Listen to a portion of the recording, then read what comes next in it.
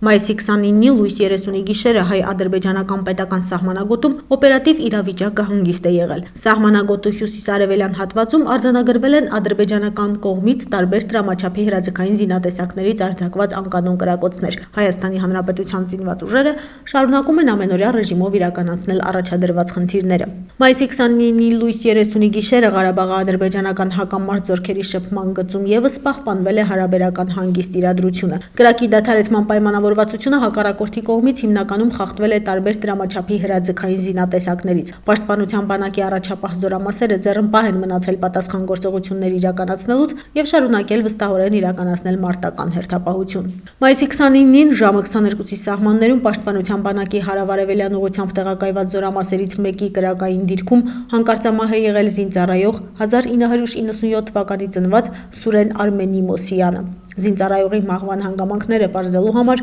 կատարվում է քննություն։ Արցախի պաշտպանության նախարարությունը կիսում է կորստյան ծանր վիշտը եւ իր զորակցությունը հայտնում մահացած զինծառայողի ընտանիքի անդամներին, հարազատներին եւ ծառայակիցներին։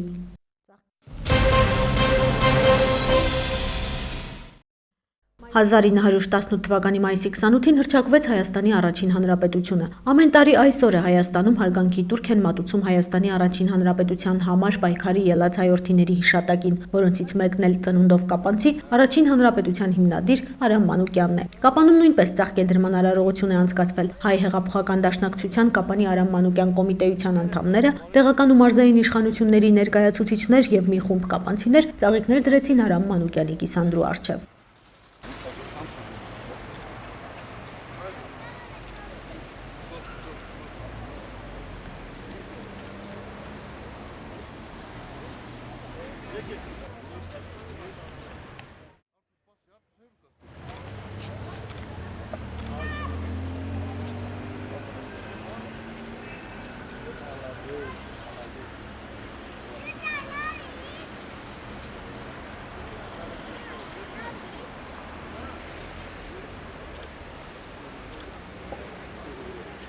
«543 տարվա անջնից հետո 18 թվականին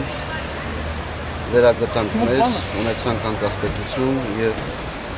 օրվա խորհուրդը նա է, սերունդները կարողացան իրենց մեջ ուժ գտնել, որպեսզի հայկական պետականությունը նորից քաղաքական ասպարեզում եւ սերունդեսերունդ պետք է պարտավորություն ունենանք, որ պատմական հայրենիքը նախ պահենք եւ կարողանանք պատմական գործված տարածքները հետ բերել։ Սա դաշնակցության ընկալում է։ Ներկաները նաև հարգանքի տուրք մատուցեցին Գարեգին Նժդեհի, ապա Արցախյան ազատամարտի եւ ապրիլյան քարոզիա պատերազմի զոհերի հիշատակին։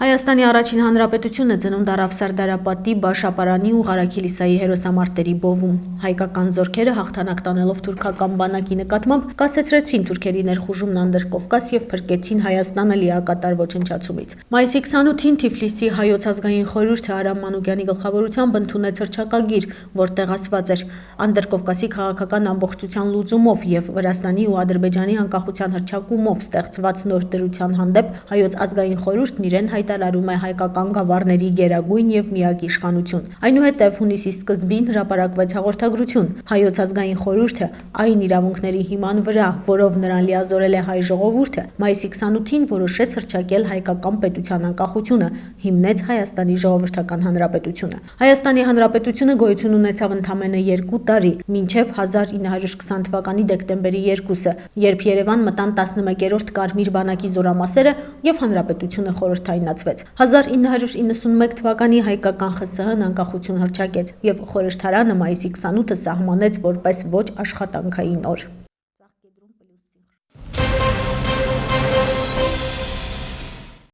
Մայիսի 27-ին Կապանցի 274 շրջանավարտի համար դպրոցական զանգը հնչեց վերջին անգամ։ Ավանդույթի համաձայն նրանք բոլորը Կապանի քաղաքապետի կողմից քաղաքի խորհրդանիշի պատկերով բաժակ նվեր ստացան։ Երբ դպրոցներում ավարտվեցին օրվա խորհրդի նվիրված միջոցառումները, շրջանավարտներն ու նրանց տոնին մասնակցող հարազատներն ու ընկերները հավաքվեցին Կապանի Գարեգին Նժդեհի անվան հրապարակում։ Համակարգային միջոցառումը սկսվեց Կապանի Սուրբ Մեսրոպ Մաշտոց եկեղեցու հոգևոր հովիվ Տեր Վահան Քահանա Հեբոյանի օրհնանքով։ Սիրելի շրջանավարտներ, ի սրտե շնորհավորում եմ բոլորիդ ուսումնառության շրջանի ավարտի կապակցությամբ։ Ես ուզում եմ շնորհավորել նաև բոլոր դպրոցի տնօրեններին, ուսուցիչներին, դասղեկներին և ծնողներին։ Մաղթում եմ, որպեսզի դուք կարողանաք առաջիկայում ձեր առջև դրված խնդիրները լուծել, բարեհաջող հանձնել ձեր ավարտական քննությունները և ընդունվել բարձրագույն հաստատություններ և այն բոլոր գիտելիքները, որոնք դուք կապարեք ձեր ուսումնառության ընթացքին, կարողանաք ծառայեցնել մեր սրբազան երկրի բարության, խաղաղության գործին, լինելով հայ առաքելական եկեղեցու արժանի հետևորդներ և Հայաստանի Հանրապետության օրինակելի քաղաքացիներ։ Աստված պահապան բոլորիս։ Շրջանավարտներին շնորհավորեցին ու բարի երթ մաղթեցին Կապանի քաղաքապետ Աշոտ Հայրապետյանն ու Զանգեզուրի պղնձամոլիբդենային կոմբինատի վարչական տնօրեն Վահե Հակոբյանը։ Շնորհավորում եմ բոլորիդ այնքան սպասված և հուզիչ այս պահի դպրոցական վերջին զանգի կապակցությամբ։ Կյանքի նոր շրջափուլ մտնելու սահմանագծին յուրաքանչյուրդ այսօր և ամփոփում եք անցած դպրոցական տարիները, հիշում ձեռքբերումներն ու թերացումները և ծրագրում անցնելիք հետագա ուղին,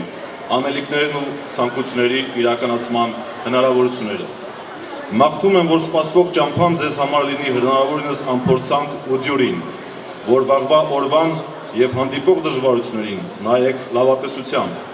իսկ պատահող խոչընդոտները չընկճեն ձեզ, այլ միայն փորձառություն և կամք ավելացնեն ձեր ջանքերին։ Օրվա առիթով շնորհավորում եմ նաև ձեր ուսուցիչներին և ծնողներին, որոնց համար ևս հուզումնառատ և պատասխանատու պահ է սա։ Նրանք բոլորն էլ ձեր իղձերին զուգահեռ յուրաքանչյուրիդ համար իրենց փափագած ապագայի պատկերն ունեն, ձեզ հետ կապված տեսանելի և թաքուն հույսեր ու ցանկություններ։ Թող իրագործվեն բոլորիդ նվիրական ու բարի երազանքները, թող հայոց աշխարհում միշտ տիրի խաղաղությունը, հնարավորություն տալով կյանք մտած ամեն հայորդու իր ուժը, միտքն ու գիտելիքները ներդնել միմիայն անձնական բարեկեցություն և բարեշեն հայրենիք կերտելու գործում։ Սիրելի շրջանավարտներ, բարօրություն, լուսավոր ապագա և հաջողություններ եմ ցանկանում ձեզ կյանքի սպասվող ճանապարհի բոլոր պարունակներում։ Ուժ, խորով և հաստատակամություն եմ մաղթում այն նպատակների իրականացման համար, որոնք ձեզնից յուրաքանչյուրն այսօրվա ճամփաբաժանին ունի իր մտքում և հոգում։ Շնորհավորում եմ։ Նախ եւ առաջ ես պետք է կատարեմ մեկ առաքելություն, այսինքն փոխանցեմ ձեզ Զանգեզուրի պղնձամոլիբդենային կոմբինատի ամբողջ հանձնակազմի բարեմաղթանքները շրջանավարտներին, մաղթելով ձեզ ամենալուսավորը եւ բարին։ Դուք այսօր թերթում եք ձեր կյանքի կարևորագույն էջերից մեկը, այսինքն դուք հրաժեշտ եք տալի ձեր մանկությանը եւ ելամուտ եք գործում դեպի երիտասարդություն։ Կանցնեն տարիներ, դուք կհանդիպեք բազմաթիվ փորձությունների եւ դժվարությունների, կունենաք եւ ձեռքբերումներ եւ նվաճումներ, սակայն կհասկանաք, որ դպրոցն է այն հենասյունը, որի վրա ցանկացած գիտակից մարդ կառուցում է իր ապագան։ Ես տեսնում եմ շատերը հուզված են։ Դա բնական է։ Մի վախեցեք արտահայտել ձեր զգացմունքները։ Մի վախեցեք պնդել ձեր այն կարծիքը, որը կուզեիք, որ գնար առաջ։ Խոսեք բարձր դրա մասին։ Մի վախեցեք սխալվել եւ առհասարակ մի վախեցեք ոչինչից։ Միշտ հիշեք, որ չկա ոչ ելային իրավիճակ, թևաթափ չլինեք երբեք։ Ձեր ավակ սերունդը իմացեք, միշտ ձեր մեջքին կանգնած է։ Բարին ընդ ձեզ, Աստված մեր հետ։ Միմյանց շնորհավորեցին ու բարեմաղթանքներ հղեցին տարբեր դպրոցների շրջանավարտներ։ Երեկոն շարունակեցին կապանցի սիրված կատարողները, ովքեր իրենց երաժշտական համարներով շնորհավորեցին շրջանավարտներին։ Համերգի վերջում շրջանավարտները վառեցին իրենց երազանքների կանթեղներն ու բաց թողեցին անսահման երկնքում։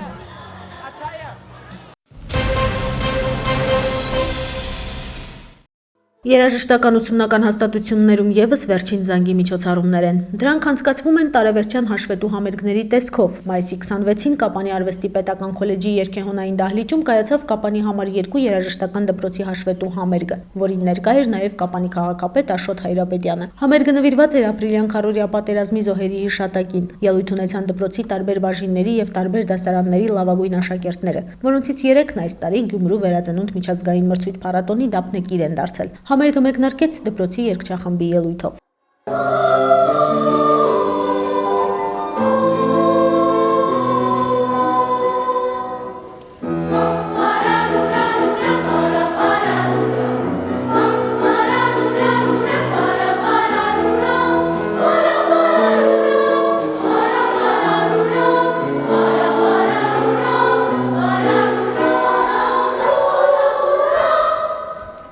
Համերգից հետո Կապան ժամանած վերածնունդ մրցույթ փառատոնի ներկայացուցիչ Գևորգ Նորոյանը այս տարվա փառատոնի մասնակիցներին հանձնեց իրենց դիպլոմները։ Իդեպ այս տարի Սյունիքի մարզից փառատոնին մասնակցել է միայն Կապանի 4 կրթօջախ, այդ թվում առաջին եւ երկրորդ երաժշտական դպրոցները, մանկապատանեկան ստեղծագործության կենտրոնը եւ արվեստի պետական քոլեջը։ Փառատոնի կազմկոմիտեի անունից շնորհակալագրեր հանձնվեցին նաեւ դիպլոմներ ստացած մասնակիցների կրթօջախների տնօրեններին, ինչպես նաեւ մասնակիցներին աջակցողներին, այդ թվում եւ Կապանի քաղաքապետ Աշոտ Հայրապետյանին։ Վերջում իրենց կատարումներով հանդես եկան նաև մրցույթ փառատոնի կապանցի դափնեկիրները։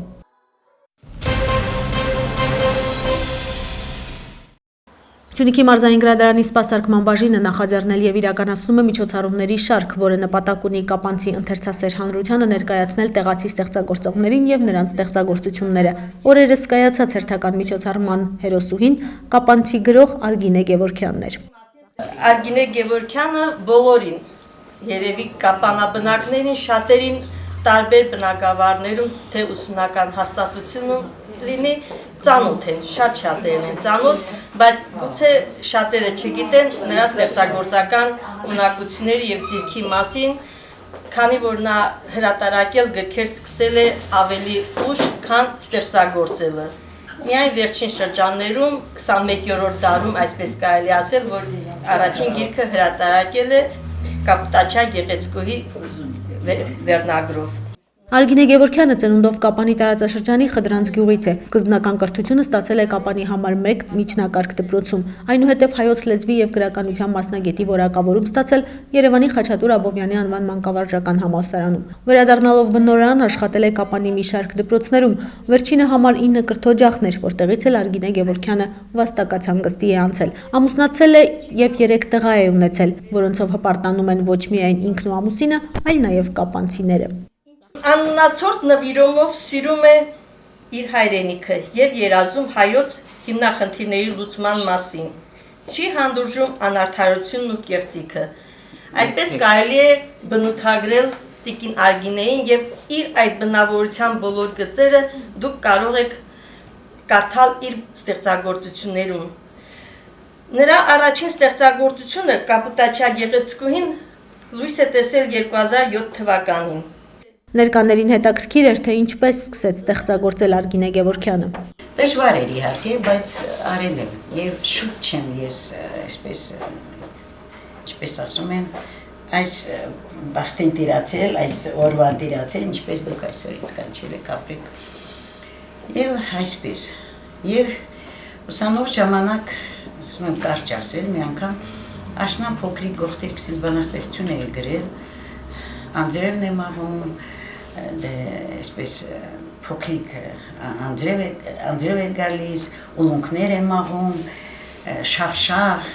եւ այլն։ Ու մի օր Ամիրյան փողոցի եւ Պրոսպեկտի նախկին այդ անգինում հանդիպում եմ Շիրազին, մեծ բանաստեղծին, հա։ Ու բարյում ես ինչ աղջիկներ են տեսնեն, ասում եմ, բարյում ենք, ասում ենք, ինչպես եք ընկեր Շիրազ, ասում ենք, Շիրազ, ես եմ ստեղծագործում։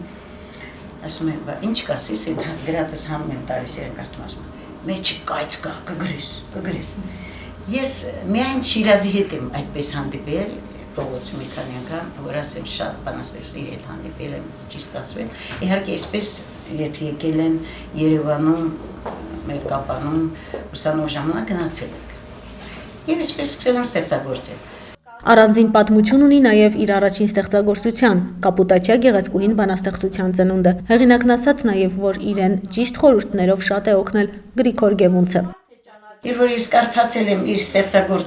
ստեղծագործությունները, ասում եմ Գերգևուց, ես էլ եմ ստեղծագործում, կարդամ, դուք այդ ինչ եք անում,